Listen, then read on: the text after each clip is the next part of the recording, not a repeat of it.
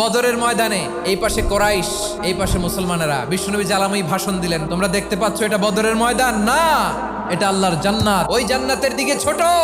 বিশ্বনবীর কথা শোনা মাত্র সাইয়েদনা উমাইর ইবনুল হুমাম বললেন বাখ বাখ, মানে চমৎকার। বিশ্বনবী বললেন মা ইয়াহমিলুকা আলা কওলিকা বাখ বাখ ইয়া উমাইর, আমার এই কথা শুনে তুমি কেন বললা বাখ বাখ? ইয়া রাসূলুল্লাহ, আপনার এই কথা শুনে আমি বড্ড খুশি হয়েছি, আর আমি প্রত্যাশা করছি আমি যদি ওই জান্নাতের মালিক হতে পারি তাহলে কতই না ভালো হতো। সুবহানাল্লাহ বলেন। বিশ্বনবী বললেন উমাইর আনতা মিন আহলিহা, তুমি ওই জান্নাতের অধিবাসী, তুমি জান্নাতি। উমাইর চিন্তা করলেন আমি জান্নাতি, নবীর মুখ দিয়ে যখন বেরোইছে ওই জান্নাতে তো আমার ঢুকতেই হবে, কিন্তু হাতে 3টা খেজুর খেয়ে যদি জেহাদের ময়দানে যাই তাহলে জান্নাতে যেতে তো দেরি হয়ে যাবে। এই চিন্তা আসা মাত্রই খেজুর 3টাকে তিনি ছুঁড়ে মারলেন, তলোয়ার বের করে আল্লাহু আকবার বলে বদরের ময়দানে ঝাঁপিয়ে পড়লেন। আল্লাহর শত্রুদেরকে কচুকাটা করে এক পর্যায়ে শাহাদাতের সুধা পেয়ে নিজেও জান্নাতি হয়ে গেলেন। পড়েন সুবহানাল্লাহ।